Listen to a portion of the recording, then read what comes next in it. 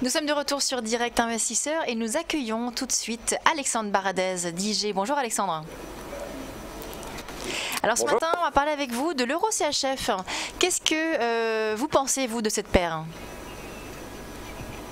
Alors c'est une paire qui a pas mal évolué, qui évolue près de niveaux extrêmement symboliques, techniques, sur lesquels la Banque centrale suisse est probablement en train d'intervenir. On voit que l'euro par rapport au franc suisse, quand on regarde une courbe d'évolution moyen terme, n'a cessé de se déprécier pour se rapprocher de la zone des 1,20. Et on sait que la Banque centrale suisse, la BNS, a indiqué qu'elle défendrait le franc suisse, qu'elle empêcherait l'appréciation de sa devise en dessous de ce niveau des 1,20. Et donc on constate que depuis quelques jours, on est venu flirter avec cette zone des 1,20, 1,2010, et puis il y a eu quelques petits rebonds de la zone des 1,2020, 1,2030. Il y a des chances importantes pour la Suisse. On sait qu'il y a une votation qui va intervenir, donc une sorte de référendum qui va intervenir à la fin du mois et qui va poser des questions claires au niveau de la Banque centrale suisse. Cette votation vise notamment à questionner la population suisse sur le fait que la Banque centrale suisse rapatrie une partie de ses réserves en or qu'elle détient à l'étranger, et puis détienne également un minimum de 20% de ses actifs libellés en or. Et on voit que Jordan, donc le président de la Banque centrale suisse, estime que cette votation est dangereuse parce qu'elle pourrait limiter la capacité d'intervention de la Banque centrale suisse. Et donc, d'un côté, avec la défense du niveau des 1,20 clairement affichée par la Banque centrale suisse et le risque de voir, en tout cas le potentiel de voir cette votation arriver sur un résultat négatif, ça pourrait peser sur le franc suisse, donc provoquer un petit rebond de l'euro par rapport au franc suisse dans les jours qui viennent. Alors, stratégiquement, comment ça s'exploite ? Pour l'instant, on est coincé entre deux niveaux, la zone des 1,20, 1,2010, et puis déjà des petits rebonds sur les jours précédents dans la zone des 1,2030, 1,2035. Je pense qu'il faut attendre de voir l'euro franc suisse, l'euro revenir donc dans la zone des 1,2030, 1,2035, et si on commence à chercher cette zone de prix, là on peut jouer les accélérations haussières pour 30-40 points supplémentaires, toujours au bénéfice de cette intervention, de cette défense franc suisse par l'INS. Très bien. Une question, Antoine ? Oui, alors je voulais savoir, Alexandre, c'est vrai que l'euro franc suisse est une paire, peut-être une des paires du Forex les moins volatiles qui soit cotée sur le Forex. Est-ce que vous ne pensez pas que cette annonce pourrait avoir l'effet d'un feu de paille et que finalement l'euro franc suisse reste aux alentours des 1,2030, 1,2040 ? Alors effectivement, c'est exactement ça, c'est un risque parce qu'on se rend compte que la dernière fois que la BNS est intervenue, elle l'a fait de manière massive. On se souvient que la perte de devise évolue sur des niveaux extrêmement bas et l'annonce de la défense des 1,20 il y a quelques années avait provoqué un rebond de plus de 1000 points en l'espace de quelques minutes simplement. Donc ça avait été un mouvement extrêmement volatile. Là on se rend compte que les marchés, semble-t-il en tout cas, ne craignent pas réellement cette intervention. S'ils descendent aussi bas sur l'euro franc suisse, c'est qu'ils viennent tester la BNS et tester sa capacité éventuellement à répondre, parce que si la BNS intervient, c'est-à-dire qu'elle fait gonfler également la taille de son bilan. Elle achète des devises étrangères, donc ça fait gonfler la taille du bilan. Il faut qu'elle garde une crédibilité. Si le bilan augmente trop vite, elle peut perdre sa crédibilité, ce qui peut être relativement dangereux. Donc effectivement, on est sur une zone assez sensible, et c'est pour ça que je pense qu'il ne faut pas acheter aveuglément l'euro franc suisse, sous principe que la BNS défende le niveau. Elle peut le défendre que modérément, et empêcher simplement qu'on aille en dessous de ce niveau-là, mais le maintenir dans la zone des 1,2030, 1,2050. Pour ça, je pense qu'il faut jouer de manière assez chirurgicale sur la paire, plutôt quand on la voit arriver vers 1,2030 ou 1,35, et jouer à ce moment à court terme des effets d'accélération. Mais acheter long terme en pariant qu'il y a un rebond durable, je pense pas. Je pense qu'il faut plutôt jouer effectivement les effets court terme, effets d'annonce, et chercher les petites variations, 20-30 points maximum à la hausse sur cette paire de devises. Il y a une autre paire également que vous suivez, c'est la paire le dollar néo-zélandais face au dollar, NZD-USD. Oui, ça effectivement, on entend parler quelques instants de cette question de la faible volatilité sur l'euro franc suisse. À l'inverse, effectivement, je pense que sur la paire NZD-USD, donc le dollar néo-zélandais par rapport au dollar américain, on a un potentiel de baisse qui est extrêmement important. On le voit d'ailleurs, sur le jour précédent, la devise a commencé à décrocher assez sensiblement, toujours par rapport à ces questions de prix de matières premières. Ce sont des pays, que ce soit l'Australie ou la Nouvelle-Zélande, qui sont très sensibles à l'évolution du prix des matières premières. Ces prix étant toujours sur des niveaux extrêmement faibles, et les discours très prudents des différents présidents de ces deux banques centrales, qui estiment notamment que leur devise nationale est trop chère par rapport au niveau de l'économie, ça laisse penser très clairement que la macroéconomie plus des éléments techniques vont entraîner le dollar néo-zélandais sur les niveaux qu'on avait testés il y a quelques jours de cela. C'était dans la zone des 0,7650, c'est la première zone de support, et je pense que ce niveau, au vu de l'évolution long terme, sur 3-4 ans de la perte de devise, les triple top notamment, je pense que ce support va céder dans les semaines qui viennent et va nous entraîner sur des niveaux de 0,7450. 14,50. Donc je pense qu'il y a un réservoir de baisse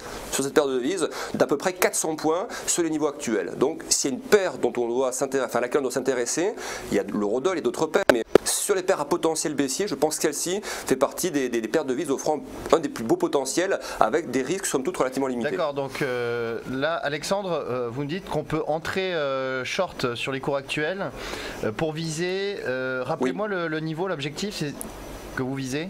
Alors il y a deux niveaux si vous voulez à proximité. Le premier objectif d'aller chercher les supports récents. Je pense que si un graphique à l'écran voit cette zone de support récente dans la zone des 0,76, 70 à peu près, c'est la première zone que le marché je pense va aller tester dans les jours qui viennent.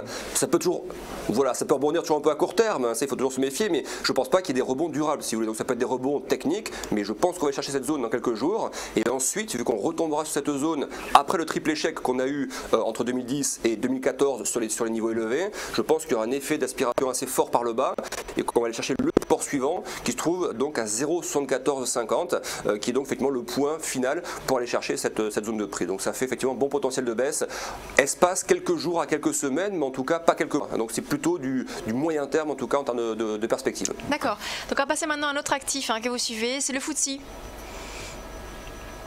Oui, effectivement, alors on parle beaucoup sur les marchés, dans des marchés européens, du CAC, du DAX. Il y a un indice dont on parle un petit peu moins, mais qui, je trouve, est relativement intéressant en termes de configuration et au niveau du contexte économique en Grande-Bretagne, c'est le FTSE. Le FTSE, quand on regarde un graphique long terme, quand on regarde un graphique sur 10-15 ans, on voit qu'il y a un phénomène de sommet, c'est-à-dire qu'on a le pic des années 2000, donc avant la bulle Internet, on a le pic des années 2006-2007, avant la crise des subprimes, et on a le pic de 2014, où le marché est allé chercher donc une zone proche des 900 points avant de retracer un petit peu. Ce qui est intéressant, c'est que l'économie britannique se reprend, la banque centrale, la BOE, donc la Banque d'Angleterre, réfléchit comme la Fed à remonter progressivement ses taux, donc c'est le signe d'une économie qui se porte plutôt bien. Et d'un point de vue technique, il y a également ce fait qu'on soit sur trois niveaux, si vous voulez, relativement similaires. On a un phénomène de projection technique qui est relativement bien fonctionné pour le DAX il y a quelques mois de cela.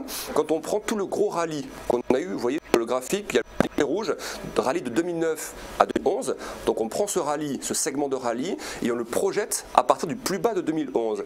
Et ça donne un objectif purement technique, mais un objectif dans la zone des 7300, 7400 points. Et avec la reprise économique, avec la Banque d'Angleterre qui reste quand même assez accommodante, mais qui adopte un discours de remontée progressive de taux, qui est le symbole d'une économie qui s'améliore, je n'imagine pas, hormis quelques corrections techniques, mais je n'imagine pas qu'à moyen terme, nous retombions complètement inférieur sur le FTSE. Je pense au contraire qu'on va aller chercher progressivement cette zone de 7400 points. Donc je suis clairement très haussier sur le FTSE. C'est un graphique long terme, donc ça veut dire qu'on peut passer quelques semaines de temps cette zone de prix, mais je pense qu'au horizon 2015, même avant 2016, je pense qu'on ira chercher cette zone des 7400 points. Donc il y a vraiment un réservoir de hausse assez puissant. Justement, Alexandre, on va avoir dans 5 minutes la publication du troisième trimestre au Royaume-Uni. Est-ce que vous pensez, on attend d'ailleurs un chiffre assez bon, 0,7% pour le trimestre, est-ce que vous pensez que si le chiffre est meilleur qu'attendu, on pourrait vraiment repartir fortement à la hausse sur l'indice ? Disons que souvent on voit quand même que les indices européens, le CAC, le DAX, même le FTSE ont connu des rallyes aussi assez puissants. C'est plus vrai pour les indices DAX et CAC, un peu moins quand même pour le FTSE, mais je pense que oui, si ça devait les chiffres de croissance s'améliorent régulièrement, que les chiffres d'inflation repartent également à la hausse et que les chiffres d'emploi également se maintiennent sur le niveau actuel, il n'y a pas de raison que les marchés shortent le Royaume-Uni. Il n'y a aucune raison pour ça. Il faudrait des fondamentaux beaucoup plus négatifs pour commencer à vendre le Royaume-Uni. Donc je pense que la politique monétaire reste quand même relativement accommodante au niveau de la BOE. Et si les chiffres dont je vous parlais, qui a varié dans 3 minutes, est un petit peu meilleur, effectivement, ça peut catalyser déjà pour le retour sur les plus hauts de 2014 dans les jours qui viennent, et ensuite, fin 2014, mais surtout de courant 2015, on pourra accélérer plus haut. Mais il faut quand même se méfier, ce n'est pas une incitation à acheter dès maintenant avec des gros effets de levier pour chercher ce niveau-là. Simplement, c'est de dire, si on cherche des repères à horizon quelques semaines à quelques mois sur le FTSE, je pense qu'il est plus judicieux de parier sur une hausse de l'indice, pour des raisons techniques et macroéconomiques, que de parier sur une baisse de l'indice. Donc, clairement, plutôt regarder du côté de la hausse et jouer les accélérations haussières quand on casse les petits niveaux de résistance résistance court terme, on peut aller progressivement. Et si on repasse sur le plus haut de 2014, là on a un très beau signal d'achat à moyen terme pour aller chercher donc la zone des 7300. Vous faisiez un parallèle tout à l'heure avec le graphique du FTSE et les indices américains en parlant de la Fed, de la politique accommodante, de la BOE et également celle de la Fed, également de l'économie qui se maintient, qui est plutôt bonne en Angleterre, de même qu'aux États-Unis. Pensez-vous du coup que là vous dites que le FTSE devrait augmenter, que les indices américains pourraient poursuivre leur hausse également? Alors les indices américains, quand on regarde la structure de l'évolution des principaux indices, le S&P, le Nasdaq, le Dow Jones, on est quand même sur des niveaux de performance plus élevés que le FTSE. Donc je pense que le FTSE, on peut le mettre un petit peu dans la catégorie des indices européens qui ont encore un effet de rattrapage important pour accélérer sur les niveaux, ou en tout cas de manière similaire aux indices américains. Donc je pense que autant on peut comparer un petit peu les politiques monétaires BOE et Fed, autant la performance des indices américains, pour moi, fait qu'aujourd'hui je suis quand même relativement en retrait de ces indices en termes de prévision haussière, parce qu'on est sur des niveaux extrêmement élevés, historiques, alors que pour le FTSE, ce n'est pas le cas. Et je pense que les niveaux techniques ont un impact assez psychologique sur les investisseurs, et puis les investisseurs recherchent les relais de croissance. S'ils estiment que les marchés US deviennent trop chers à un moment donné, ils vont chercher des marchés un peu moins chers, dont les marchés européens font partie, et dont le FTSE fait partie. Donc je pense qu'il y a également cet effet de rotation possible qui peut favoriser l'évolution du FTSE à la hausse dans les mois qui viennent. Merci beaucoup Alexandre Baradez, donc analyste chez IG. On va marquer une très courte pause, on se retrouve dans quelques instants avec la suite de Direct Investisseur.